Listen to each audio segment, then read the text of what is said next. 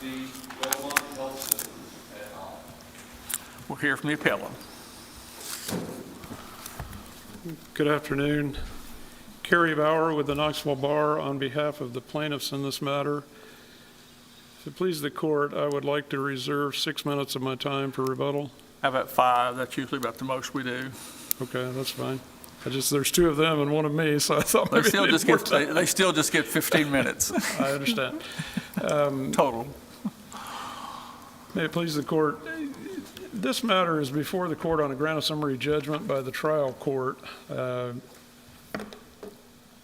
This matter was filed about 6 years after the acts of malpractice that we're complaining about.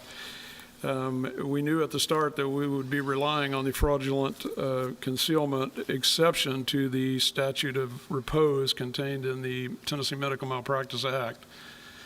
Our understanding of that is that you either can prove that they took some contrivance or some positive act to prevent the plaintiff from learning of the malpractice, or you can prove in a medical malpractice situation that they had a duty because of a physician-patient relationship with the plaintiff to disclose facts that they knew he wouldn't otherwise discover on his own. Obviously, we're here on the second theory, which is that they had that relationship and they had a duty to disclose his condition, which was lesions on his kidneys. The evidence in the record is that lesions on the kidneys are presumed to be cancer until proven otherwise. That's not been rebutted in this motion for summary judgment. Secondly, we were able to prove that nobody ever told Mr. Rowe that he had these lesions on his kidneys. And so when he learned about it 5 years later, we filed suit within the 1-year statute of limitations. It's our position that this summary judgment should not have been granted in the first instance because it was not properly supported by a statement of facts. There's a conclusory allegation that there's no evidence in the case that anybody either defendant actually had knowledge of the diagnosis. But they don't cite to any affidavit, they don't cite to a deposition or any other evidence showing that. And so that's the first thing that I don't understand about this. But the second thing is that we were able to show that they had a policy in place for this very scenario. In other words, Mr. Rowe goes in, he's complaining of flank pain in his back and side, and so he goes in, they say, we think you have a kidney stone. They take a CT scan, and sure enough, the CT scan reveals a kidney stone. So he goes back to the ER awaiting discharge, and the doctor comes to him and says, I was right, you have a kidney stone. We're going to give you some pain pills, and if you pass the stone in 2 to 3 days, then don't worry about it. If not, go see your family practice doctor. As luck would have it, he passed the stone in about 1 or 2 days, and so he thought everything was good, and he went on about his life. 5 years later, almost exactly to the day, he comes back to the same hospital and has the same symptoms. They take another CT scan, and they say, yeah, you got another kidney stone, and by the way, those 2 lesions on your kidneys have about doubled in size. And he was unfortunately diagnosed with bilateral kidney cancer, lost both his kidneys, underwent a transplant. The kidney cancer came back, and he was passed away. And so we were able to show through deposition testimony that the policy that they had in place was for the radiology reports to be sent to the ER. In the ER, they were taken by a hospital staff member and distributed. That was Miss Tammy Burton. Her testimony was that every report that came to ER was distributed to whatever doctors were then on the staff, because it's important to know that the ER doctor who discharged him basically went off staff or went home about 10 or 15 minutes after he discharged Mr. Rowe. And so in a situation like that, the policy is that the doctors that came on staff after him, or whenever the report came out, were given a copy of the report. The hospital had those doctors as their actual agents to determine which of those reports contained findings that needed to be followed up on. And so they would give those reports to the doctors. The doctors were supposed to come back to the nurse and say, hey, this is a bad finding. They need to be followed up on. there's zero evidence in this, and nor do I think they even allege that that policy wasn't followed. Nevertheless, the trial court found that although the radiology report should have been faxed to the emergency room, there's no evidence that it actually was. There is also no evidence that it was actually provided to the emergency room physician on duty. We proved that there was a policy. I don't think we have to prove that it wasn't followed. We have to prove there was a policy, and I think a trier of fact could determine if that's the policy, it was probably followed. And for whatever reason, Mr. Rowe was never notified that he had these lesions. Excuse me, let me ask counsel, what was the alleged act of malpractice, the alleged deviation from standard of care? The deviation is that they received a report that is undisputed. If there are lesions on your kidneys, the presumption is that that's cancerous until proven otherwise by biopsy or whatever other tests are available. So the act of malpractice is failing to convey that information from the hospital and from the physicians to Mr. Rowe. All right, then what was the act or silence of fraudulent concealment? They had a duty to convey that information under Shadrick versus Coker. Help me here, because here's my difficulty. It seems like they're one and the same here. The alleged malpractice was this should have been seen and reported to their patient. Right. And it seems like you're also saying that the fraudulent concealment is their silence in not reporting it to the patient. Well, I think that, Your Honor, is what the Coker decision says. The Shadrick versus Coker says if you're aware of a diagnosis and whatever bad medical condition you have. But it's usually talking, in that case, it was talking about you become aware sometime later, and it's some action taken to hide the injury or to conceal the injury. That is part of what Shadrick said, but it also says the law of fraudulent concealment in Tennessee is if you have a duty, such as a physician-patient relationship, to convey information, then failing to do that by simply remaining silent is the equivalent of the positive fraud. I understand, but if it all happens at the same time, I'm trying to figure out how you have the claim that the malpractice was the failure to inform him, and the fraudulent concealment was the failure to inform him. Well, I think in a way they are one and the same, but they didn't inform him for a period of 5 years. In other words, they had that report from May of 2010 until May of 2015. At no point did they ever convey that information to Mr. Rowe at a time that it could have made a difference. Mr. Bauer, have you ever been able to pinpoint what professional at the hospital was aware of the information but failed to convey that?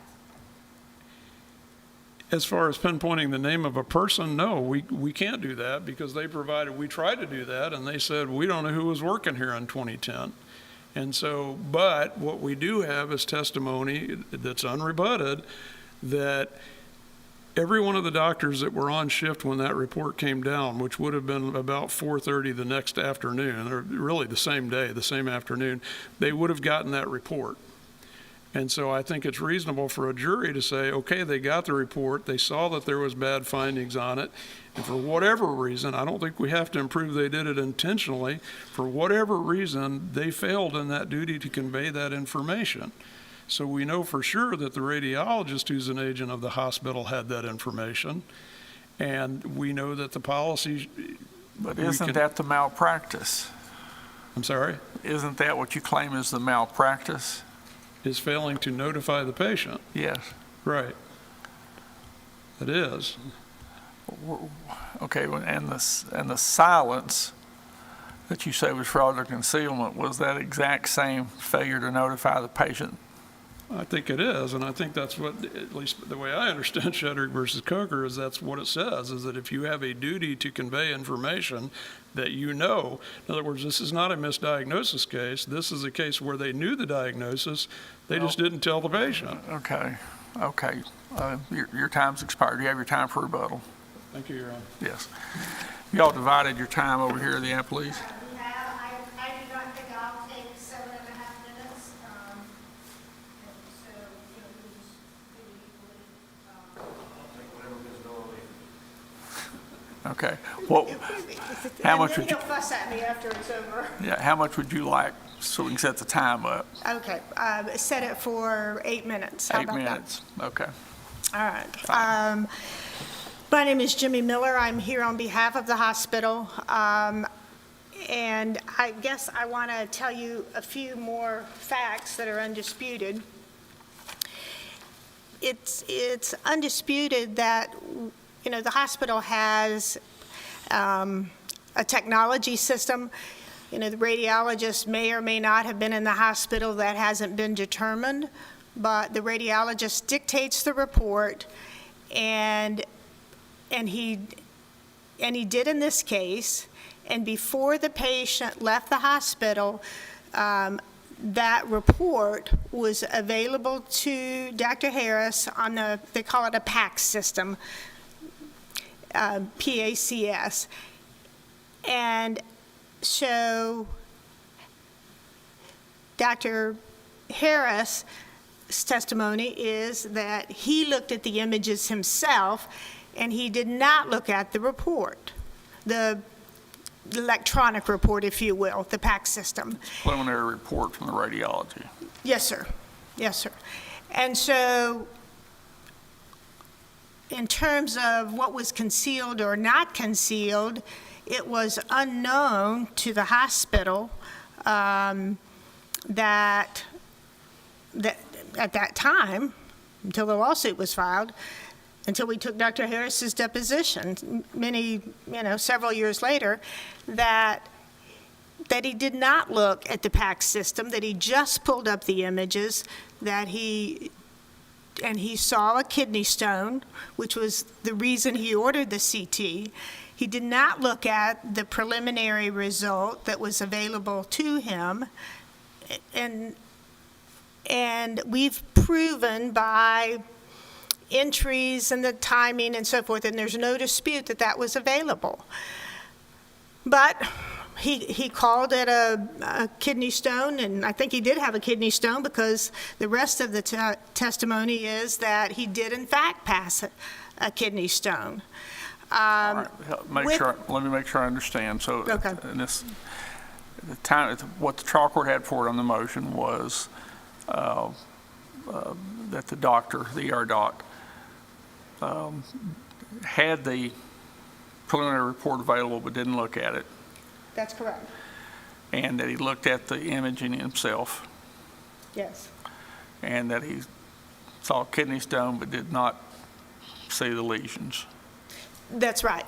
And I think for completeness, let me say that the preliminary box, had it been checked on, would have reflected masses in each kidney and a recommendation that at some point, and this is in the record, at some point, follow-up CT should be obtained.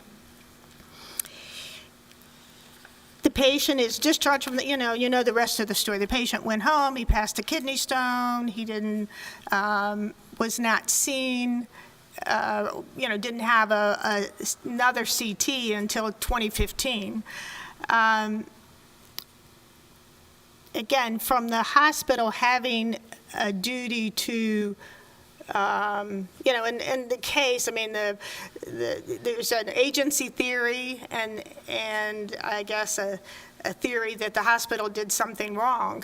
The hospital didn't conceal this information. They had the information, or the CT, read by a radiologist who reported his findings that are relevant to this appeal in the preliminary report that was available to the emergency department physician. When we took depositions, the policy is that if there's something significant, then that gets faxed to the ED department. At this point, or at the point of those depositions, and I think they were 8-10 years after the fact, we were not able to determine, okay, who would have been the person that would have received that. And there was a testimony that, that was the policy. Whether it was followed or not followed, all that the plaintiff has established is that that Mr. Rowe was not contacted. Now, is that because somebody looked at the report and saw that the preliminary findings that were reported, early in the morning hours that same day, and the patient was still there? Was there a presumption then that that the patient was notified? Because this wasn't some, later obscure finding. It was there in the preliminary findings of the report made available to the ER physician. So the hospital, so I think that the radiologist did what he was supposed to do. I think the emergency department physician, there's been no claim that he, other than not telling him you have these two masses, and so, but that information was available to him, and if he didn't tell him, that's negligence. But that's not concealing information. I think that this case is a lot like a case, the Givens versus Jolosevic. Kind of same thing happened in that there was a finding, the patient, that it wasn't followed up on, and then later on the patient develops, in that case it was prostate cancer, and there was, as in this case, there was no intent. Nobody knew if Mr. Rowe had cancer in 2010, and while Mr. Bauer represents that there is a presumption of, or an assumption of cancer until proven otherwise, maybe that was a presumption among physicians. I don't think that same presumption extends to clerks that may be, handling delivery of faxed radiology reports. But in any event, everybody hates this happened, but there's just no showing that the nurses knew, or maybe even any proof that Mr. Rowe had cancer then. But if he needed follow-up, they were not aware of that. This is a professional to professional communication, radiologist to emergency medicine physician. And, we do not believe the hospital is the agent, or the principal for every physician that has privileges to practice at our hospital. The law prohibits, Tennessee law prohibits hospitals from employing radiologists or emergency medicine physicians. We've cited that in our brief. I think there's a huge difference between the case, the Benton versus Snyder case that that the plaintiff primarily relies on, because that's a case where the doctor testified, I would know if I'd cut the fallopian tubes, and they used that testimony to infer then that he did have knowledge that the patient would be unable to conceive in the future, where, the sterilization procedure. That's a huge difference than this case.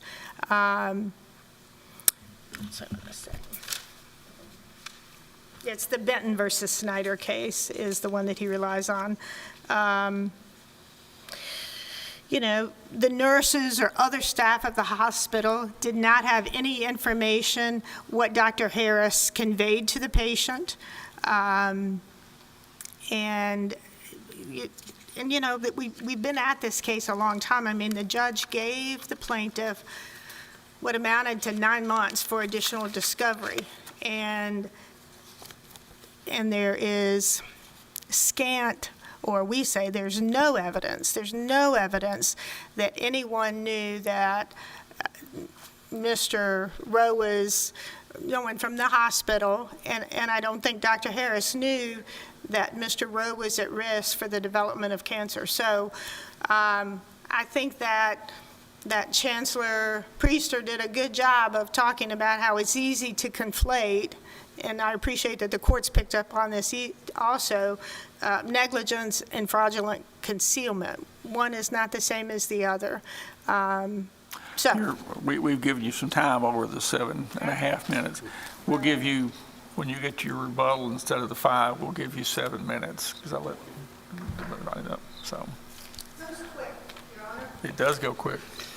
May it please the court, I'm Jeff Ward, representing Dr. Harris and Northeast Tennessee Emergency Physicians. So I think everybody can agree, I guess this is not on anyway. I think everybody can agree that the only issue before the court is whether or not there's evidence of fraudulent concealment. The burden is clearly on the plaintiffs to demonstrate fraudulent concealment and to demonstrate that there's sufficient evidence for that issue to move forward past summary judgment. Mr. Bauer argued that there was no evidence presented to negate any essential facts. With respect to Dr. Harris, we would submit that under the summary judgment standard, we specifically negated essential elements of the fraudulent concealment claim. One of those elements is that they have to have actual knowledge of the claimed injury or wrongdoing. Here, as to Dr. Harris's standpoint, what he did was review the CT himself, seeing a kidney stone, which is what he was looking for, treated the patient for a kidney stone. Now, plaintiffs could argue that it's negligence not to go further and review a preliminary report or to get the final report and review it. But those are negligence issues. They're not concealment issues. It's impossible for Dr. Harris to conceal something that he doesn't know anything about. So if the injury is really, okay, you failed to provide this information, it's a failure to provide information that he knew nothing about. Beyond that, there's absolutely no evidence that he took any affirmative act to conceal anything. So this would be a different case if it was a situation where Dr. Harris had treated the patient, the CT was performed, the patient came back 6 months later, had a repeat CT that Dr. Harris then realized, oh wait, I missed this in my earlier treatment, and then decided not to tell the patient. But it's not that situation. It's a situation he saw the patient one time. It's akin to the failure to diagnose situation, and can't be something that would be fraudulent concealment because there's just simply no evidence that he actually knew of an injury or knew of wrongdoing, and no evidence that he concealed any information. And frankly, there would be no basis for him to conceal information. There's no claim at that point. If the patient learns about it at that point, then the patient's right in the position to seek treatment for it. So as to Dr. Harris, and I haven't really heard Mr. Bauer argue otherwise as to him, but as to Dr. Harris, there's just simply no information that's presented to the court, and we negate an essential element. With respect to... Really what we have is a situation of negligence for which there is no remedy. It is, and that's what the statute of repose is in place for. And unfortunately, it puts a plaintiff in a bad position, but it's also a position that the legislature's put in place for a reason. And like this case, when you get a claim that's brought 5-6 years after the care, you get people that don't even know what the procedures were in place, how that actually worked, not even able to identify the folks that were there who would be following up on their printed radiology report. So there's all this gap in information, making it a case that's really impossible for parties to establish what occurred. And that goes to the second part of that, which is as to the ER group. The only testimony was that an ER group and the physicians on duty, that radiology report, once the final comes out, would get faxed to the ER and then should get handed to some ER physician. So that was the best they could put together as to the policy at the time. Exactly who got it, how it worked, nobody was sure of. But even if that's the way it was supposed to work, there was absolutely no proof that it had actually gotten faxed, that any ER physician had actually seen it, and then more importantly, that any ER physician realized that the crucial information about masses on the kidneys had not been recognized by the treating ER physician and had not been conveyed to the patient, and that the information wouldn't get conveyed to the patient, either through that setting or through follow-up with a family physician. So there's no evidence that anybody actually got it, but more importantly, there's absolutely no evidence that anybody concealed it. You mentioned at the start that you said the burden was on the plaintiff to show fraudulent concealment. Is that so at the summary judgment stage? Yes. You have a case that says that? Yes, and it's cited to in the brief. Which one is it? I believe it's, I want to say Robinson off the top of my head, but let me double check and make sure I'm giving you the right thing.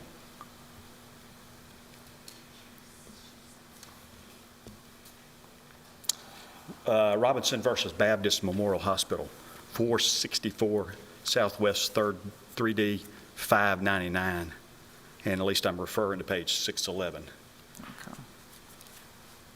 So, and that's the thing that we say under the summary judgment standard. If ultimately the plaintiff has that burden at the end of the day, then at the summary judgment phase, they can no longer rely just upon their allegations, but have to have proof.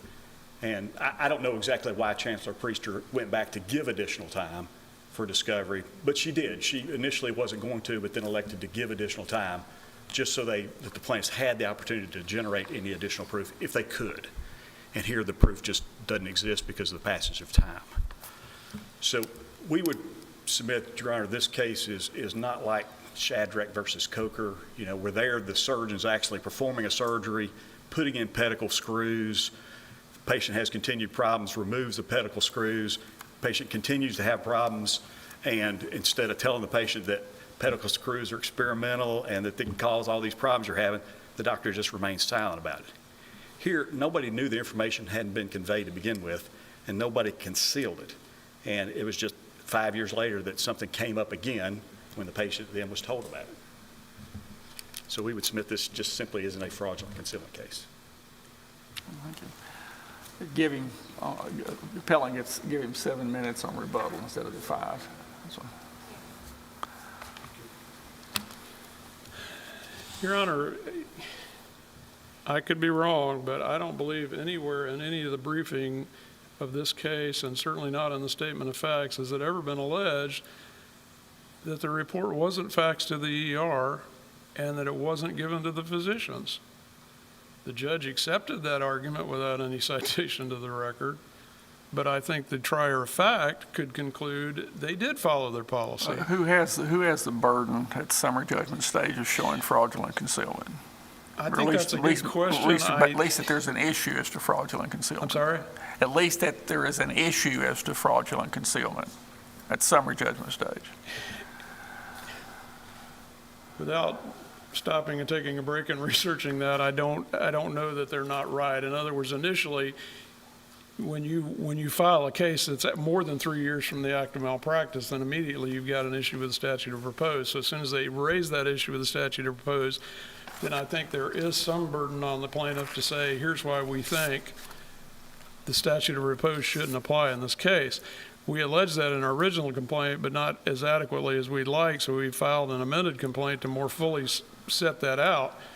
But our point is that we did prove that we've proved there's a policy in place. There's no allegation the policy wasn't followed, at least not anywhere in the summary judgment pleadings. And so this idea that, well, you don't have proof that anybody saw it or that it was faxed to the ER, well, you don't have any proof that it wasn't. What we know is that that was their policy, and that's what the hospital's own witness, Ms. Burton, said. This was our policy, this is what would have happened. So a jury could conclude that's what happened in this case. So, the Coker case cites to Hardin versus Ferris and says normally some positive act of concealment must be shown. However, in a confidential relationship where there exists a duty to speak, such as a doctor-patient relationship, mere silence constitutes fraudulent concealment. Well, it doesn't say it may constitute fraudulent concealment. It says staying quiet constitutes fraudulent concealment. This is not a misdiagnosis case. The Josevich case that she referred to. Why is it not a misdiagnosis case? Because in Josevich, the plaintiff was unable to prove. The guy had an elevated PSA.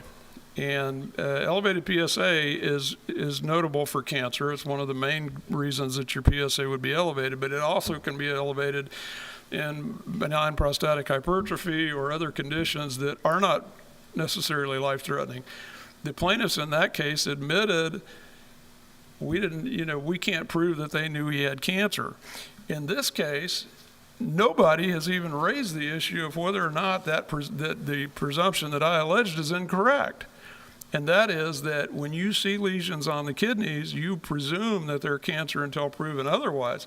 The other thing that's noticeably absent in the record is any citation to anything saying it wasn't cancer in 2010. It doubled in size by 2015. There's never even been an allegation that he didn't have cancer in 2010. So. Assuming that what you say is true, that if you see lesions, you have to presume it's cancer, but someone has to see the lesions. And I think that's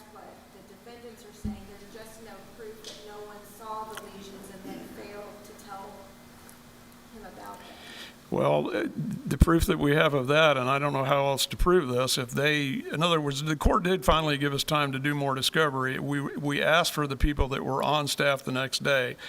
They came back, filed an affidavit saying, we don't know who these people are. So that creates kind of a predicament for us because we can't go out at the world at large, every ER doctor, and say, did you happen to be working on this day in 2010? And so what we were able to do is show that the policy was this. We were able to show that the radiologist had the information, he's an agent of the hospital, that information was conveyed to the ER, to their person, Tammy Burton, and her testimony was that every one of those reports would have been given to every doctor. In other words, every report that's faxed to the ER is given to every doctor. Was it given to them I'm sorry? hard copy, or was it put in their PACS system? It was a hard copy, it's my understanding. Her Every testimony ER cited that. doctor that was on that day or evening when the final report came done was given a hard copy of it. Precisely. And so Okay. I think a jury could conclude they followed the policy and for whatever reason they didn't tell the client. Well, that's what Shadrick says. Mere silence constitutes fraudulent concealment. It is a way for a plaintiff to get around the harshness of the statute of repose, particularly in a cancer And that would have case. been the next day. I'm sorry? That would have been the next day. It by was your- actually by your later that argument. day. I think he was discharged at 7 a.m. in He the was, morning and roughly. Preliminary report came, I think, it's undisputed, came beforehand, and the ER doc Correct. said he didn't need to look at it. He looked at the scan himself. And then the paper report came at about 4:30 that afternoon, that same afternoon, when he would not have been on shift. But there's been no dispute that the group that Mr. Ward represents is the same group. They staff the ER, so whatever those doctors are also agents of the group, which is a defendant. What malpractice, I keep coming back to you on this, what malpractice, let's say the final report came that afternoon at 4:10, what malpractice was covered up? They had the report. That report showed what's presumed to be cancer until proven otherwise. I understand that. That's the okay. What was the malpractice? Failing to tell Mr. Rowe that he might have cancer. And what Probably did. was the cover-up? Fraudulent concealment. That's the remaining silent. They didn't tell him. That's So, what Shadrick okay, says, mere silence. It's the same act. Yeah. It's Okay, not that they this- took a later act, but I don't think that the plaintiff has to prove that under Shadrick. Okay, make sure I understand. The act of negligence and the act of fraudulent concealment, both, or they didn't tell him? Correct. Okay. And they had a duty to do that. Now, as far as the hospital, before I run out of time, the hospital relied on the ER physicians to tell them what needed to be followed up on. So they were their actual agents. So it's not okay to say nobody at the hospital had knowledge. They were relying on the ER physicians as part of their agreement with them to notify the hospital back, these are the ones that need to be followed up on. They've never disputed that.